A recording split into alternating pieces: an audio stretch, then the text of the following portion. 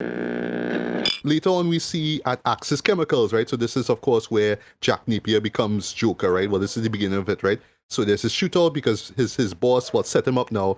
And yes, it's because Jack was cheating on his boss's girl, right? That's why he did it for, Yes. right? Went there, got set up, got Lieutenant Eckhart, who was on, Grissom's payroll, to show up with his guys, and there's a big shootout that takes place.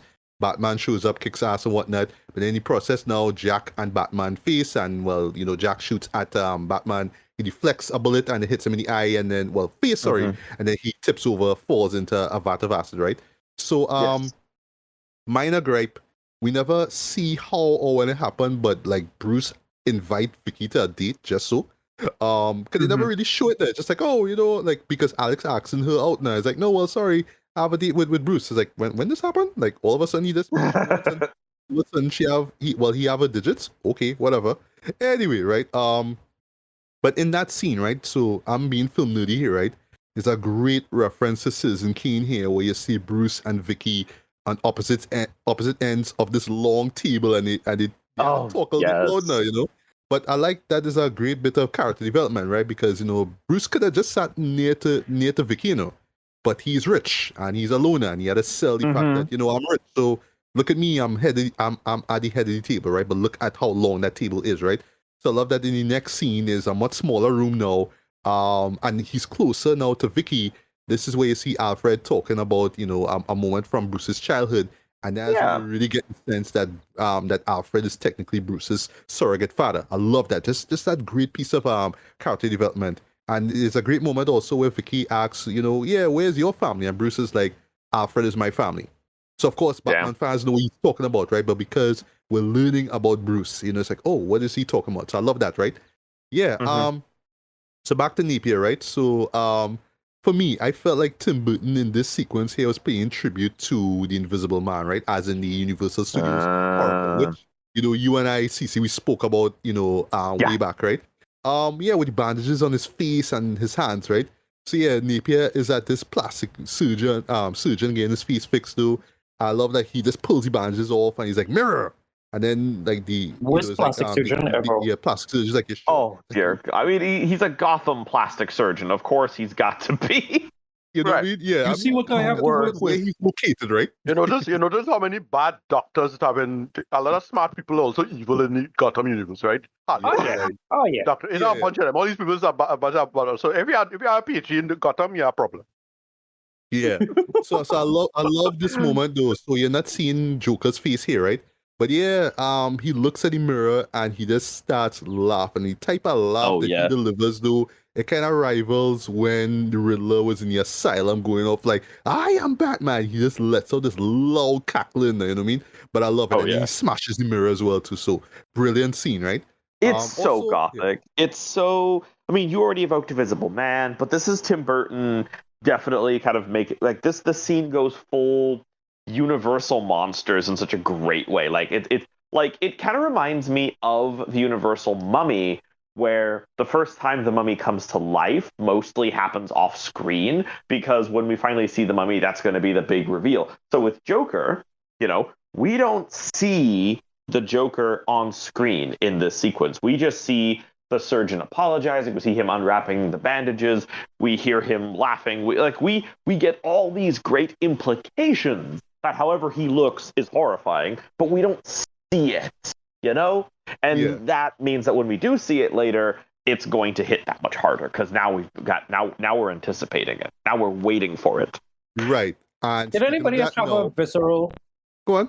No, sorry. I was saying, did anybody else have a visceral reaction when you saw the instruments that the doctor had to work with? Because they all look like they've not been sterilized in years. They look like instruments of torture. Yes, that's true. It's very little shop of horrors. Yeah. Oh. Yeah. Oh. That's true. Ooh. Yeah. So the following scene now, where he confronts his boss for the last time is brilliant. I love it, right? I love where it's like just these medium shots of Napier, right? And he's just walking closer, but you're seeing like features of his face covered in shadow, right? And then he finally walks in the light and he says, Jack is dead, my friend, but you could call me Joker. But it's the last line that works, where he says, and as you can see, I'm a lot happier. So yeah, the audience is zeroing now on the distorted, broad smile he has, right? I like how the red lipstick adds it, right?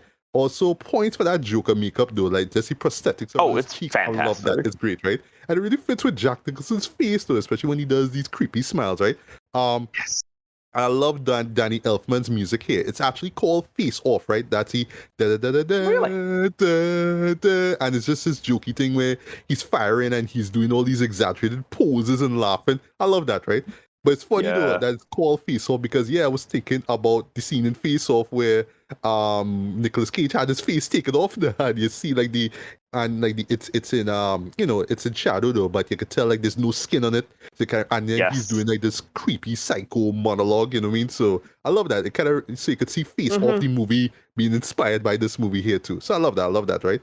And then afterwards you get the iconic moment with Joker where he's at Grissom's table and he looks at his newspaper and it says "Winged Freak terrorizes Gotham's gangland," and then he drops probably one of the best lines in the movie: wait till they get a load of me." I love that line, just that delivery. Oh, it's so and especially how it ends with this ooh, oop, oop, and then you start laughing. Like I feel that was just like improv. It's just like, okay, how do we end this scene? Just do a weird laugh and just cackle. They were so lucky to get Jack Nicholson as the Joker, because Jack Nicholson, and I remember hearing people like Scorsese saying this, Jack Nicholson is one of the most unpredictable actors you can ever work with, because sometimes like you're filming stuff and he'll just feel like, I fully believe that there's a lot of his like Joker mannerisms and performance that was just stuff he kind of figured out on the day. This is what the Joker would do. And Burton is just sitting there like, this wasn't the plan, but let's just roll with it. Right. So, the next scene is where you really get to see Tim Burton's dark humor, right? So it's this scene involving Joker having this meeting with like a bunch of mob bosses, right? And Joker acting as if he's representing Grissom, he's away and all that kind of stuff, right? And I love Joker's makeup here, 'cause it looks like it's not clown face paint, like it's actual makeup here. And he just says lights being look like a human. That reveal of that face looks so hilarious. I love that. And again, the prosthetics on the face though, and just the grin, I love that, right? But then he does the handshake bit, right? And agree to disagree, I feel like Nolan got the idea of the pencil trick from this, right? That's the idea. Right. I could see that. I could see that. The idea is I'm going to kill you. That's the point, right? So I love that. He shakes the hand of one of the bosses, but he uses buzzer that's on his hand and he shocks the guy to death, right? Again, Jack Nicholson is just having a blast. Out of the blue, he just starts singing, "Oh, there'll be a hot time in the old town tonight." I love this man. I love it. What is this? I think one of the things I really appreciate about Jack Nicholson's Joker is that when you compare it to like Jared Leto's Joker, using a bad Joker performance, sometimes Jared Leto's Joker would do like a weird thing, and it was clear that he very clearly planned it, like, I'm going to do a weird thing. But like Jack Nicholson's, like I remember the whole bit was like, got a bearskin rug, got a grape soda on ice waiting, and it's like, okay, sure, whatever. Okay. But like, Leto. Listen, I barely want to defend Leto. I feel I want to defend it, but the Florida Joker thing, the whole Florida Joker thing just didn't work at all. Like I get what he was going for, because the idea was the aesthetic of Florida man Joker. That was the idea, but it don't make any sense. Like it didn't. I get it, but it didn't work. And on top of that, it was in a bad movie, so like. Nah.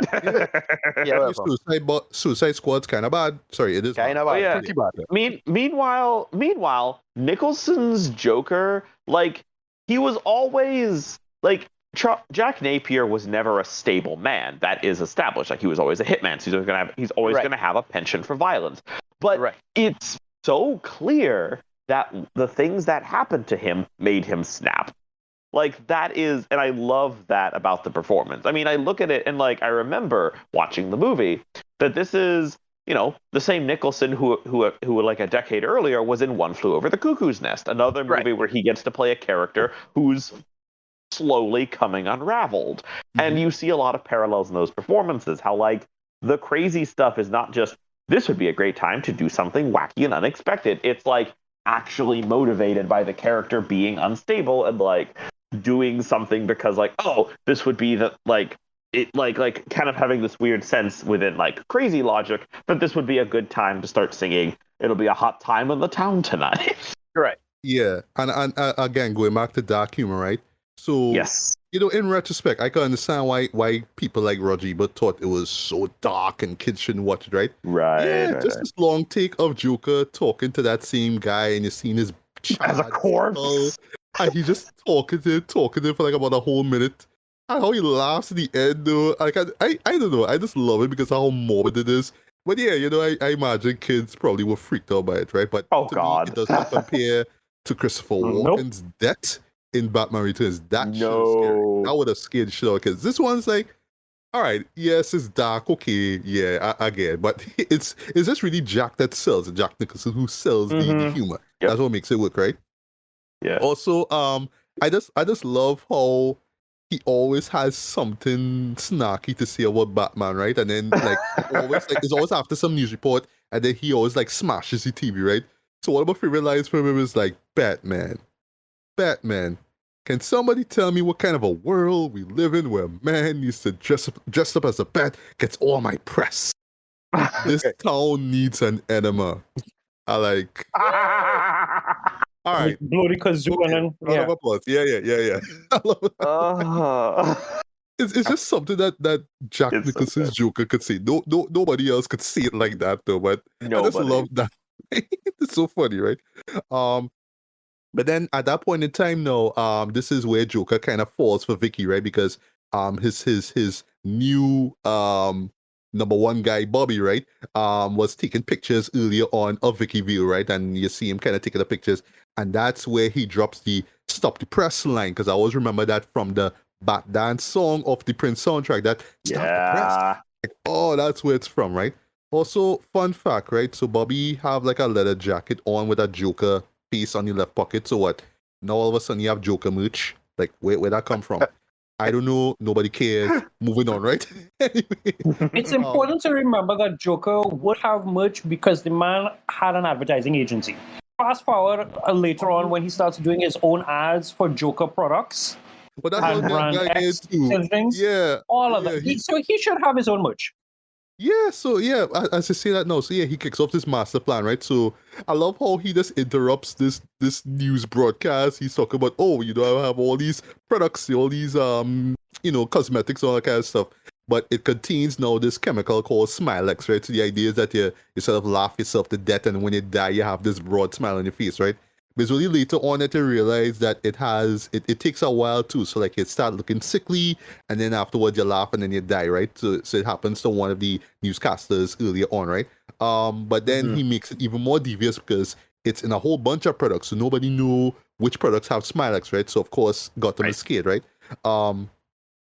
And then, at the same time now, Joker hatches his plan to meet Vicky, right? So he sets her up, so he kind of invites her to this museum, right? But she's thinking that Bruce invited her, so she shows up, right? And Joker sets up this great gag, right? So Vicky is set up in this eating area of this museum. It's kind of weird since when museums have eating areas. I don't know, whatever, moving on.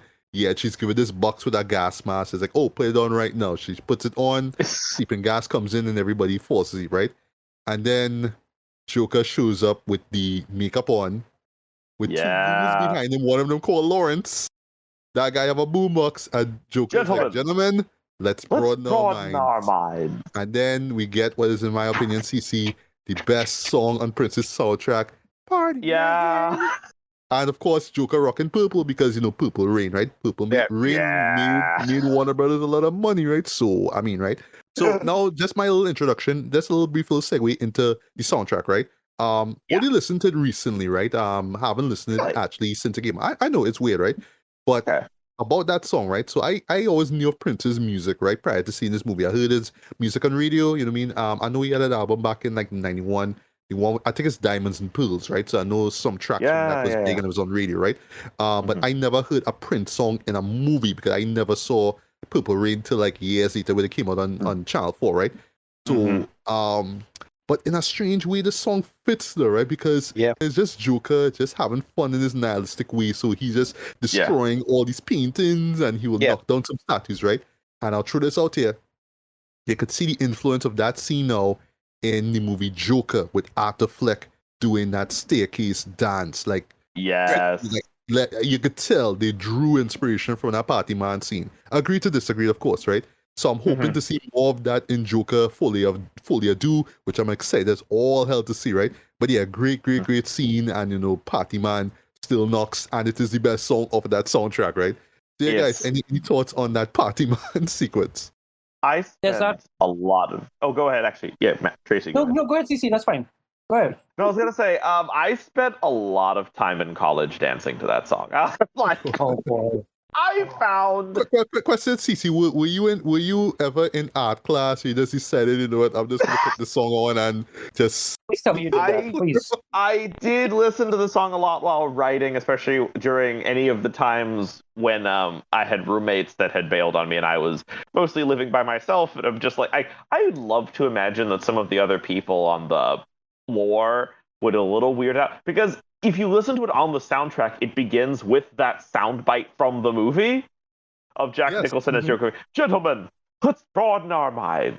Lawrence. And so I'm just imagining you're like a sleep-deprived college student, and it's some ungodly hour, and then there's the one student who's like kind of a weirdness writer down the hall, and then from their room you hear.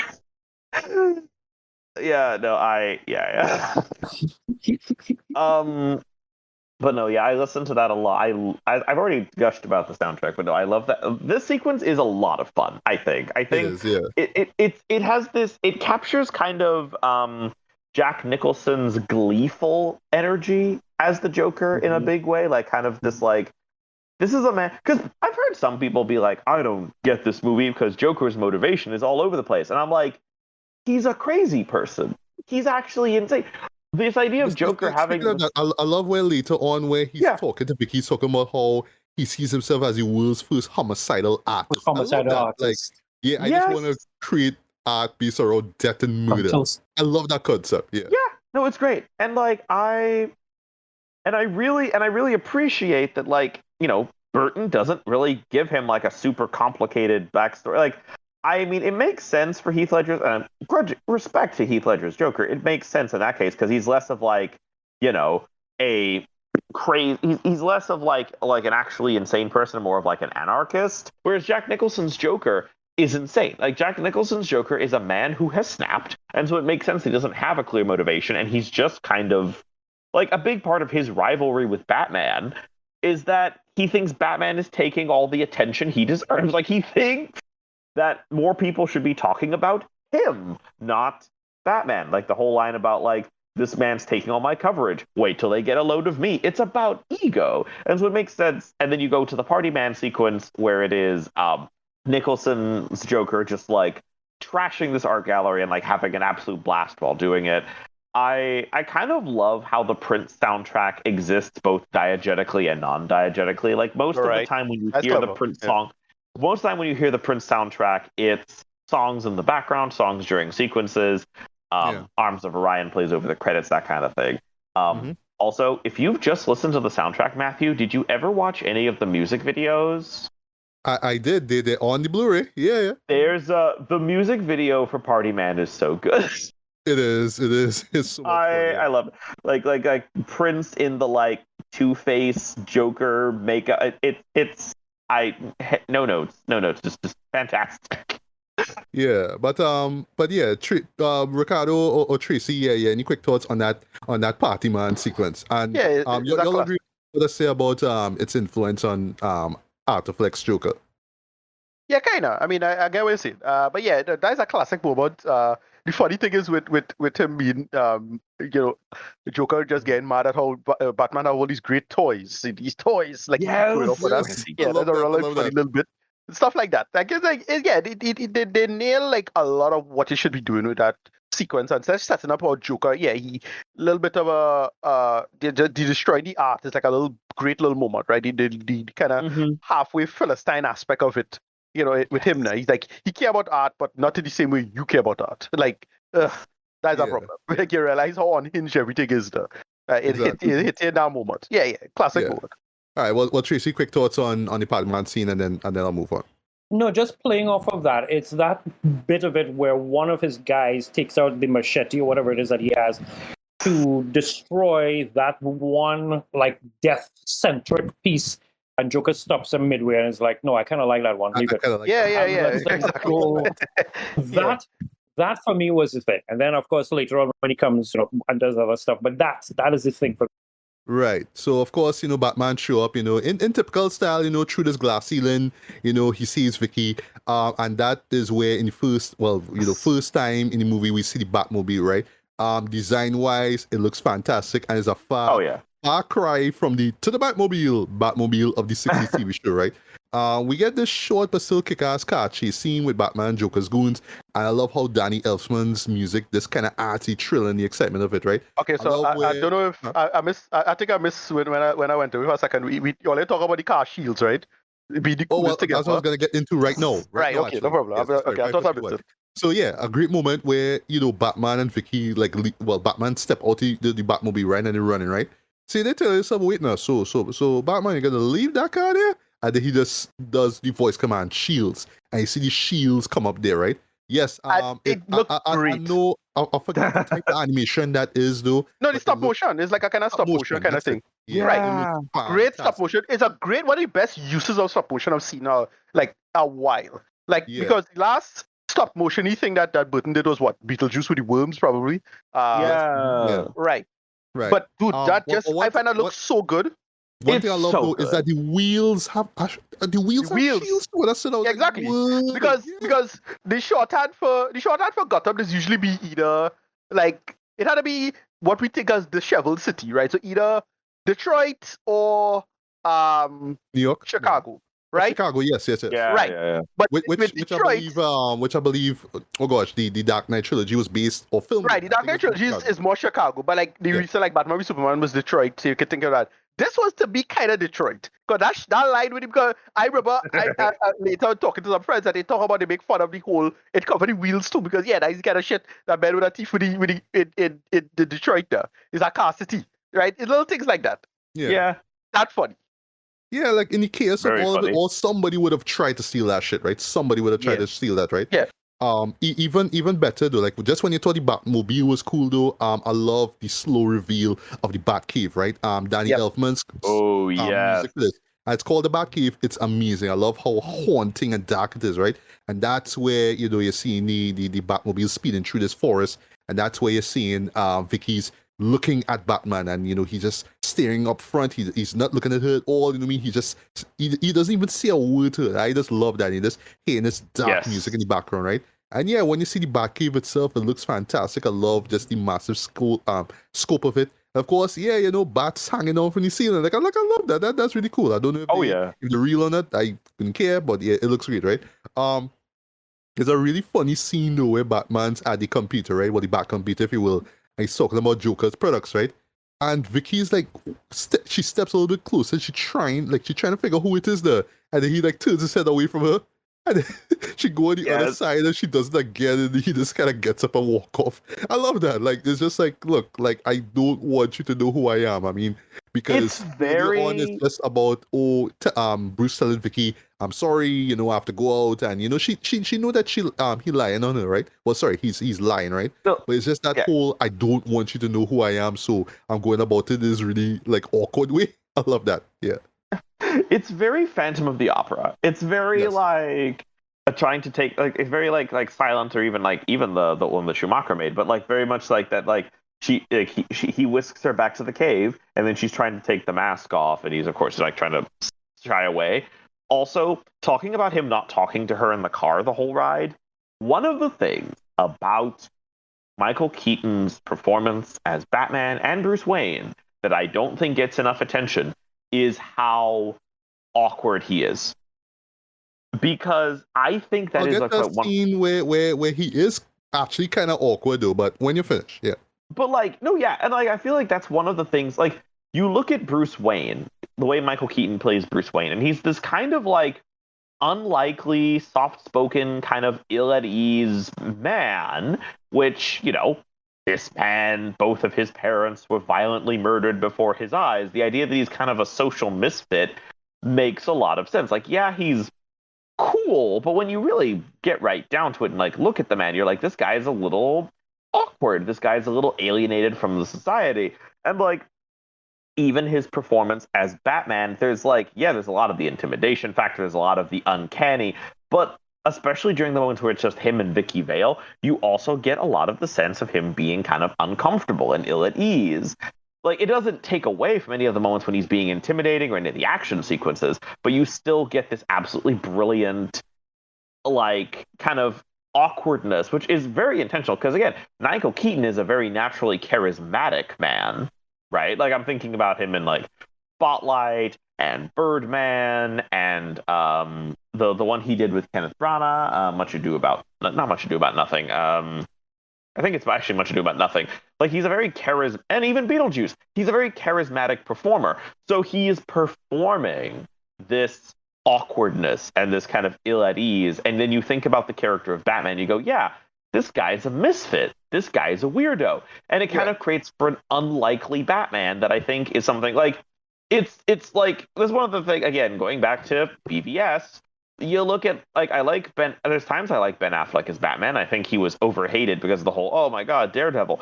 But one of the things that just doesn't do it for me is that you walk into a room full of people and you see this guy built like a tank, and you go, "Gee, I wonder who Batman is." Right. I know, like, right? No, like I want, and again, I can't believe I defended this one, but the idea is that they get away with it. They get away with it because he is an older Batman, right? Right. Okay. He's Batman for like 20 years now. We kind of know his shit, even though he never let go the whole parents thing, kind of, but it's more he have his own, and now we have a new hang up because of Superman and Space 9/11. But I get what they're trying to go for would be the much older Batman take. That is what they're trying to do, maybe. Right, and I feel, and I really, what I really appreciate about Keaton, and this is something that actually no Batman except Pattinson. Yeah. Right, Pattinson I thought did this well as well. Yeah. Also, the unlikely Batman. It's the guy that you look at and go, this guy's kind of scrawny weirdo. I can't imagine him being intimidating or scary or anything. But then so that's why it's up to the actor to really sell that to you as the audience, and that's why one of the reasons I really love. I find a particularly inspired part of Pattinson's character is that he was kind of dumb. Like that work. Yeah. Like he's just kind of a dumb Batman because he's now started off with like in little things he had to like learn about the world in more interesting ways at his very myopic perspective of being just a rich kid with hang-ups. And they make him just kind of dumb. But in this, they make this work in terms of one, he didn't let go the parents. Still not letting that go. Yes. But they had it where he is more like, as I said, Batman is a real person and then Bruce Wayne is a mask thing. And I find Keaton all the problems I have with Keaton with this role. I don't love him in this role, to be honest. The Bruce Wayne works in that sense, like the balance stuff. Because it's like, he's just a kind of weird, nervous, kind of wreck kind of type. Yeah, agreed. Yeah, agreed. So speaking of the awkwardness, right? So there's a moment where, it was leading up to it anyway, right? Where Bruce has to confess, to Vicky that he is Batman, right? And I thought, going back to Michael Keaton's, right? Like, his performance here is great, though, because he's awkwardly trying to explain his duality, and he just not getting through it, right? But there's a great bit, right? A little subtle bit, right? Where the doorbell rings and Vicky steps away, right? And you see Bruce mouthing, "I'm Batman." I love that. He just couldn't say it to her face. It's just when she moves away, he's like, it's so good. That was supposed to say. I love that, right? And then going back to the awkwardness again, right? So this, of course, is where Joker comes in and, threatens Vicky, right? So this is the memeable scene, right? But like when you really think about it, it kind of shows the awkwardness too, right? Of him trying to sell the toughness, right? But at the same time, you can understand why a guy like him is the Batman, right? So I just love how, again, going back to acting, right? Is Michael Keaton telling this story, and you just kind of watch it like, oh, you're trying to play tough, right? And that's when he pulls the poker and hits it, and it's like, now you want to get nuts? Come on, let's get nuts. That was also a moment that, like, I didn't think it was that big of a moment until I just saw it show up in memes, right? And then, of course, when they bring it up in the flash, I was like, oh gosh, why? And then they bring it in the trailer too. Like, why would you show that in the trailer though? Like, why? Anyway, I didn't even know why he was in the damn movie, right? But moving on, right? But yeah, You really see that transition from the cool and calm character he is as Bruce into this rage-filled character that he has to play as Batman, right? And then Joker drop another memorable line again. Joker with the bars. Tell me, my friend, you ever dance with the devil in the pale moonlight? I always ask that of all my prey. I just like the sound of it. And then Joker shoots Bruce. And then, actually runs off now. But in the process of all of this, though, there was like this large, there was like this gift box, sorry, right? But before that, like she actually was looking around for Bruce, but he's not there, right? But then like there's this dishpan on the ground or something like that. But there's a bullet lodged. It's like, oh, that's there's some kind of silver tray that she had nearby. Some silver tray. I just don't know what it was for, right? But again, going back to Tim Burton's dark humor, it's just the quickness of it too, right? And the music. Yeah, she opened the box and it's this mannequin hand with dead flowers, and she faints, and you just hear the music, this crescendo, and it just ends. I love it, right? Yes. So good. Right. So back in Wayne Manor now, we see Bruce kind of obsessing over the files about, what he was searching for related to his parents' murders, right? And then now you actually see the flashback. You see the backstory, right? You understand what happened. You know the story, right? You know when Bruce's parents get killed, right? I know it was a big deal. Batman's parents are dead? You know what I mean? Yeah. This is shocking. Right? Yeah. I am not in the camp who had issues with Jack Napier being the killer. Like, I understand the framing of it, right? He was younger, and the reason why he's there too is like because he says the whole dance with the devil thing, right? So it kind of makes this, Batman's, mission to stop the Joker. It makes it a lot more personal now. I love that, right? And because of the nature of these comics anyway, right? It's a different take on Batman. You have different, so basically the skeleton of it, the foundation is still there, but you could tell it in different ways. So, okay.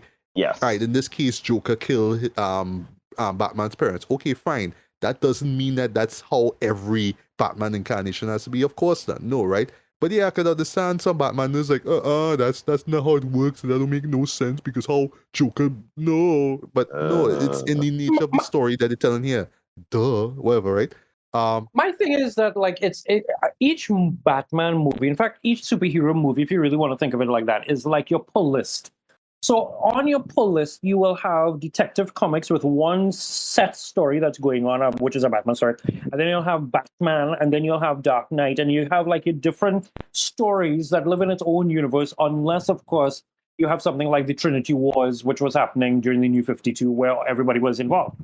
So to have, Jack be the one who kills Bruce's parents does not, in fact, wreck continuity or do anything to it, because then you can come up with, somebody else, another director can come, as Nolan would have done, and just had Joe Chill there in the courtroom being like this random schlub who was down on his luck in Gotham. It doesn't wreck anything. So, for me, it never really had a problem. Exactly. And I love that at that exact moment where Bruce learns the truth, right? Vicky is brought up to the Batcave thanks to Alfred. So yeah, so now Vicky finds out, oh, Bruce is actually Batman, right? And I think this was the first superhero movie I ever saw where the love interest found out the identity of the main hero before the movie came to its third act. I never saw that before. I swear, when I saw Superman the movie for the first time, I thought, oh, eventually Lois will find out who, Superman is. Nope, that didn't happen, right? This is the first time I ever saw, not even in the third act. You would think, oh, in the end of the movie, she'll find out who it is. Nope, before all the shit goes down, that's when she finds out, right? But I love that. It's very, very refreshing, right? It is. Yeah. But by the way, Batman Returns did a brilliant twist on that, right? Where Bruce and Selina Kyle kind of found out that they were Batman and Catwoman respectively. I love that. That's amazing. Great, right? That's amazing. Yeah, that's actually my favorite aspect of Batman Returns. Yeah. So now for the third act, it's fantastic. It kicks ass, right? So it starts off great with this short but great suit-up moment. I love how it just ends with Batman lifting his head up, and you just see the light hitting his eyes, and you hear the music crescendo. I love that. It just chills, right? And yeah, Batman literally crashes into Axis Chemicals and shoots his way into the building. And I know some diehard Batman fans will be like, wait, Batman doesn't have any guns. But I wonder how they felt when they saw BVS, right? Anyway, moving on, right? Batman literally drops a bomb on the ground, and it just leads to this domino effect of vats exploding, and the whole building literally explodes off of that one bomber. But again, people's like, oh, Batman with bombs and guns, whatever. But the point is, whatever shall we do? The point is, you get to see the Batmobile drive through a series of explosions. It looks awesome. I love it, right? Joker shows up on a helicopter. He's like, oh, he taunting Batman, and he flies off, right? So this is where the master plan is about to come into fruition, right? So this is on the 20th anniversary of Gotham's inception. So it has this festival, this celebration going on, right? And yeah, the night before, Joker was like, you know what, I'm gonna deliver $20,000 to anybody who's there. And then he wants to go mano a mano with Batman, right? Because he's a real menace of Gotham City, right? Again, Joker, being the Prince fan that he is, drops what is, in my opinion, the second best song on that soundtrack, Trust. Yeah. I just love the presentation of it, though, with Joker doing this little Macy's Thanksgiving Day parade with the floats and the birthday cake. This is good. I love that. And I swear, like this is blink and you miss it moment, right? Where in time, rhythmic to the beat, right? I'm butchering your word, I'm sorry, right? You're hearing the audience saying, money, money, money, Yeah. money. It's one of those blinking and miss it moments that you'll miss now.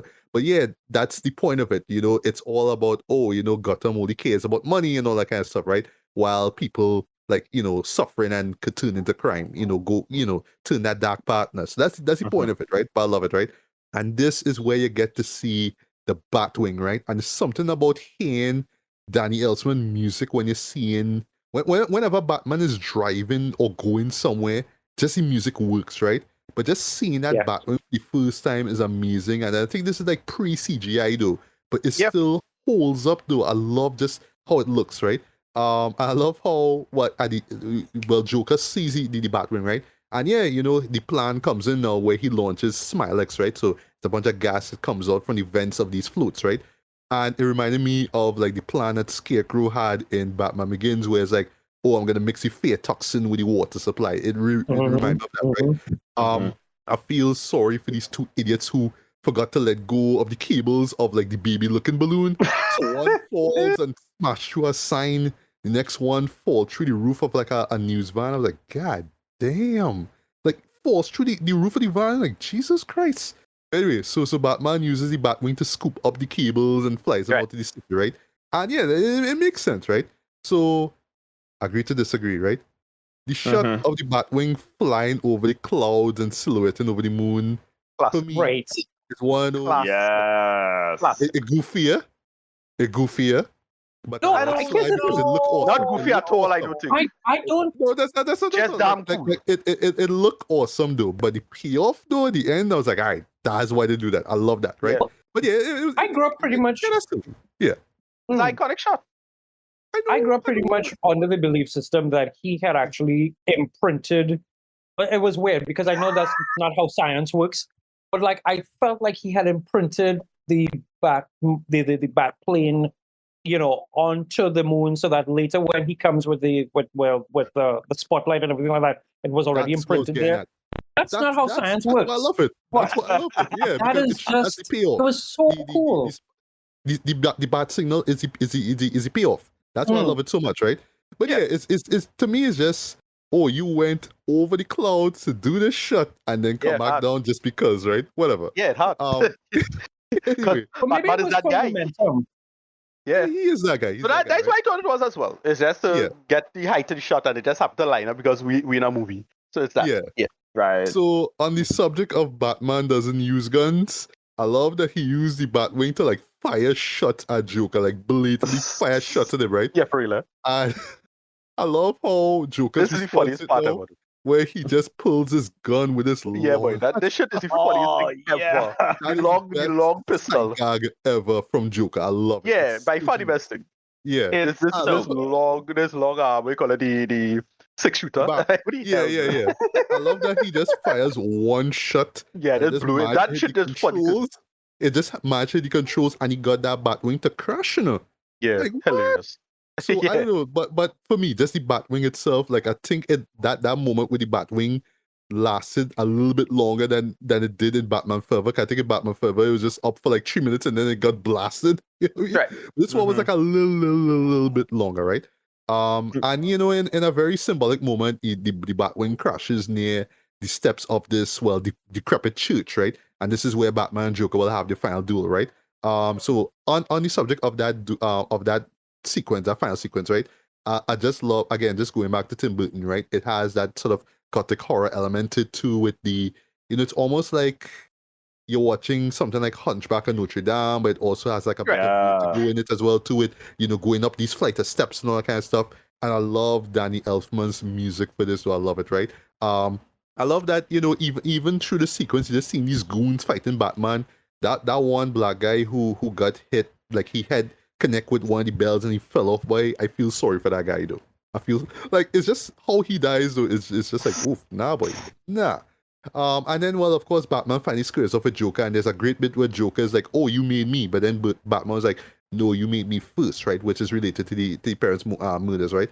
Right. The way how Joker dies is so clever, Dre, because yeah, Joker's trying to escape, but then Batman uses his one of his not the batarang, but one of his, you know, cables, whatever it is, right?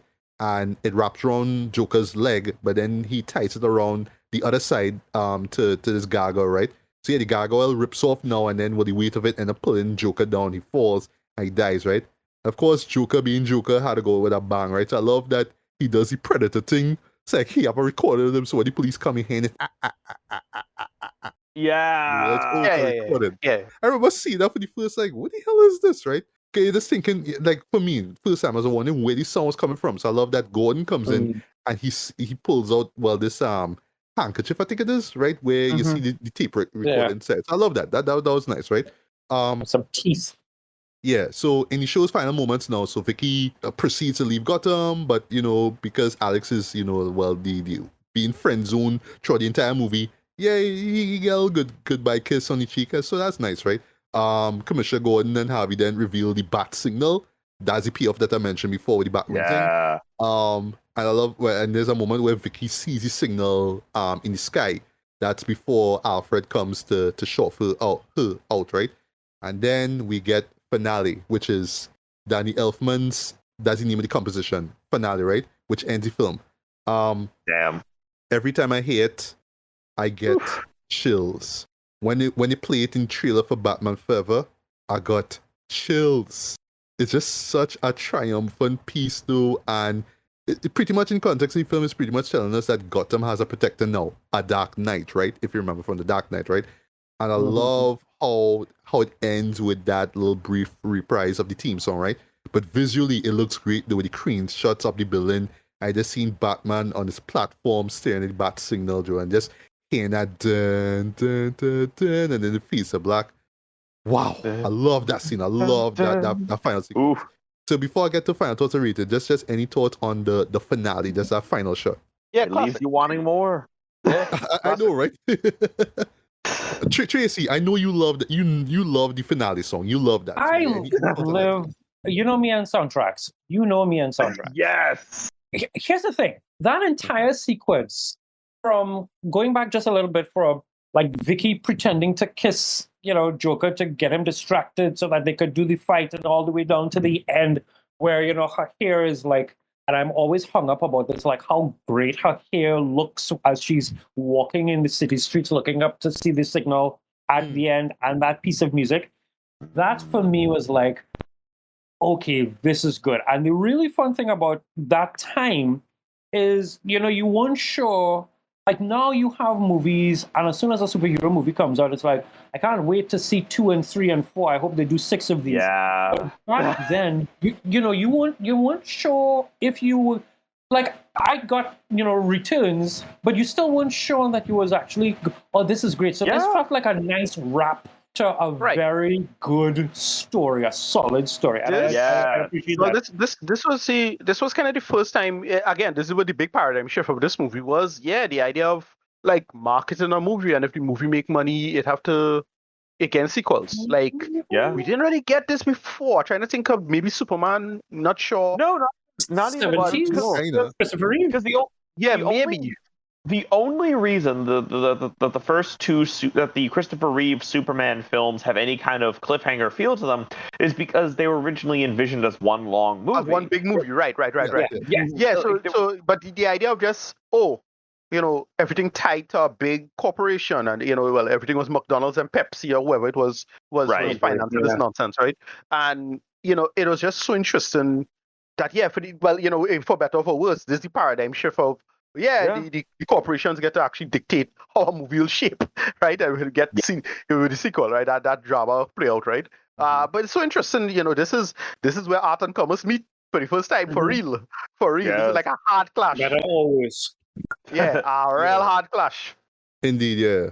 Well, it is weird, like going back to the film now because, again, and I feel like there's a lot of superhero films from the same era that I adore that have kind of a similar feeling. Like like The Shadow with Alec Baldwin is another one I love from the same time. Yeah. And what I love about these films is that they do feel final. They like you watch this movie and you watch the adventure of this character, and like, yes, they're a little open so that there could be further adventures, but they always play it like there could, like, it's kind of a tune in for the continuing story type deal. So like, you imagine as an audience that like the films will continue, like the story of this character will continue, but this particular story is done.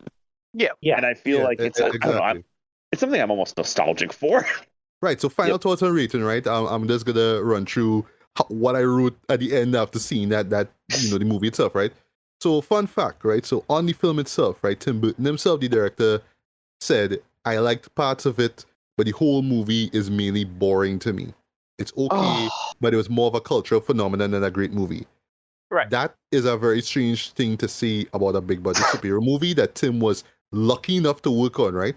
But I feel this is why Tim made Batman Returns the way he wanted to, right? But again, what made this show so interesting is that back then critics still felt that this first Batman movie was so dark now. But like that was the pitch. We're doing a darker take on the Batman story, a more authentic take on it, right? Yeah. So of course when Batman Returns came out, it's like, oh wow, like the first one looked tame compared to like what happened in Batman Returns, right? It really does, right? But even though I still prefer Batman Returns over this, it doesn't stop the fact that Batman's a great movie, though, great superhero movie, right? I love how it reestablished the tone of Bob Kane's comics. It laid the groundwork for all other Batman movies. Not Bob Kane and Bill Finger. Right, exactly. I forgot about him, right? Yeah. I love how it laid the groundwork for all the other Batman movies, even Joel Schumacher's movies. It laid the groundwork for all of that, right? Even though that Joel Schumacher's films lean towards the campiness of the 60s series, right? I could understand the criticism that viewers had that this is more of a Joker movie than a Batman movie, right? Because you see Joker's origin, but you don't really see Batman's, right? You'll actually see a proper origin story for Batman with Batman Begins, right? And yes, Jack Nicholson steals every scene he's in. He stands as a great Joker, but still I put Heath Ledger over him, right? But Michael Keaton, for me, is a great Bruce Wayne and Batman. Yes. I felt like he nails the duality of the character very well, and just acting right, he kills it, right? Kim Basinger is great as Vicky Vale. Even though, like, as far as a Batgirl goes, my favorite will always be Michelle Pfeiffer from Catwoman. I just love her in that film. The art design of it, which, by the way, actually won an Oscar. So yeah, this movie actually, hell yeah. But art design, yeah, right? Production design, if you will, right? Yes, still impresses me though, just how massive these sets are, right? But again, the secret sauce to all of this is Danny Elfman, though. That score is so iconic. Love or hate the film, you'll always remember that music, and that music is what really roped me into the aura of Batman, right? And yes, the theme song, I should say, will go down as one of the best film themes ever made, in my opinion, right? So yeah, rating wise for me, this gets a strong 4 to a light 4.5 out of 5. I'd still put Batman Returns over this, but yeah, strong 4 to light 4 out of 5 for me, right?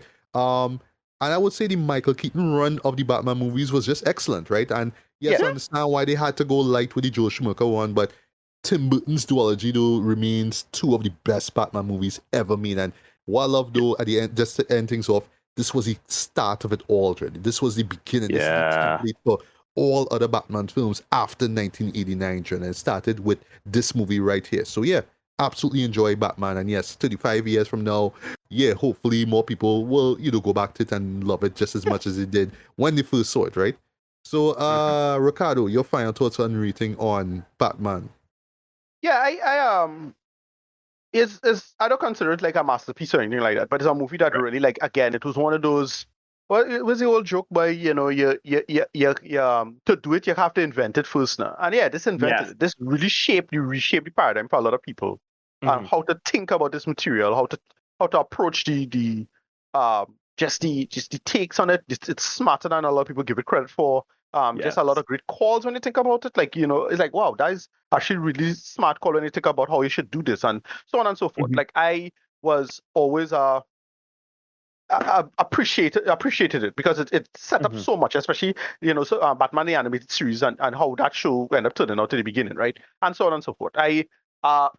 Masterpiece, no, but I love it a lot. Right, Tracy, your final thoughts on rating on Batman?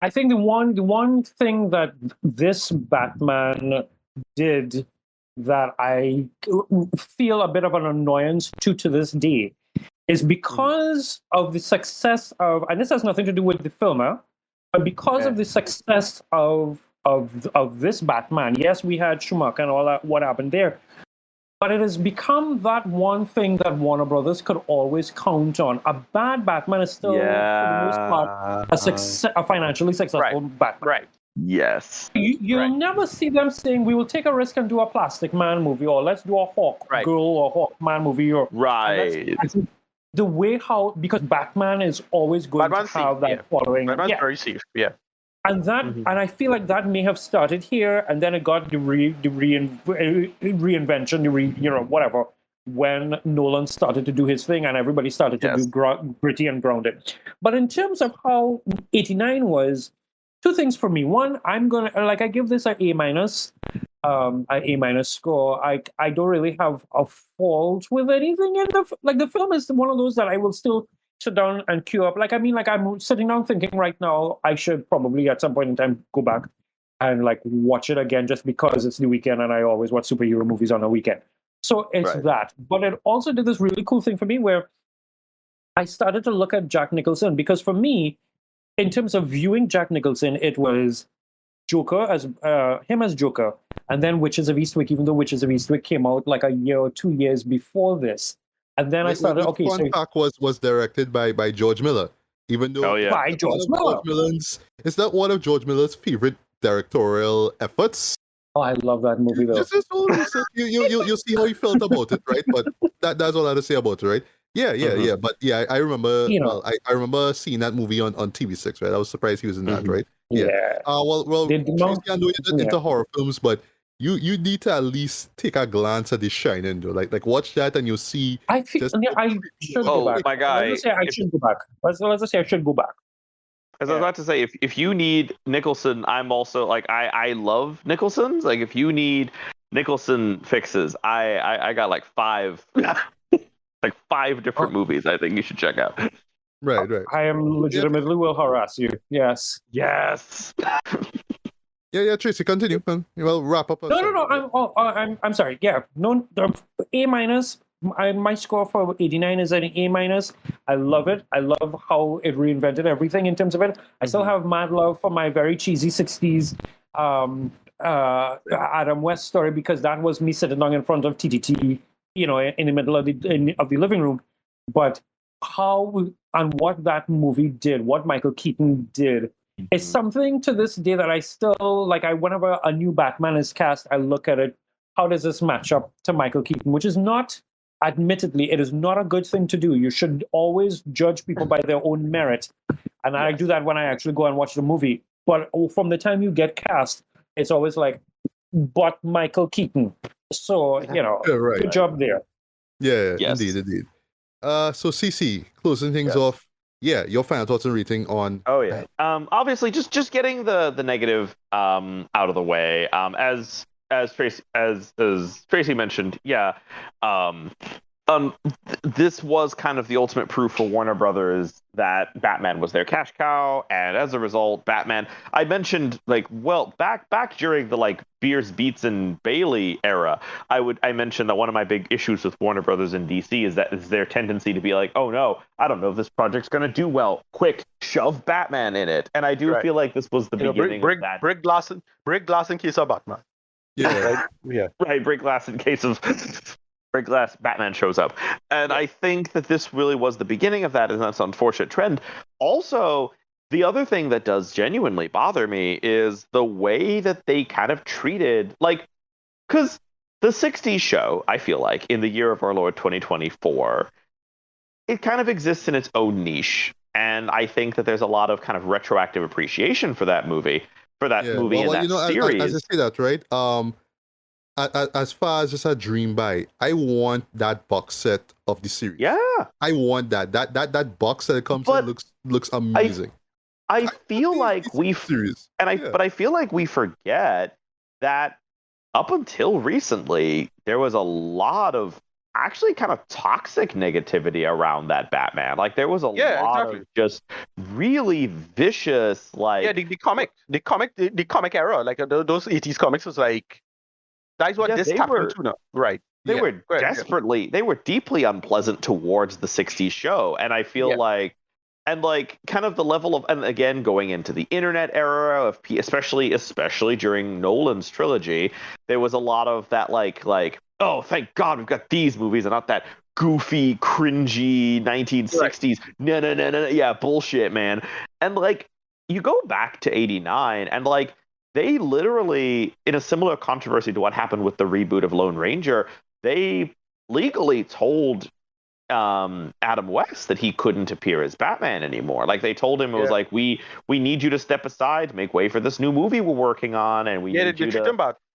They treat him really bad, and they kind of the film's legacy is, oh, it's so dark. It's unfortunate because they could have done that without needing to kind of retroactively shit on the 60s movie. And I feel like it's the one thing that sours the film for me is this idea that Warner made this conscientious PR push to be this is dark Batman, not like that stupid older Batman. Because again, the 60s Batman has its own niche. It's a genuinely funny series.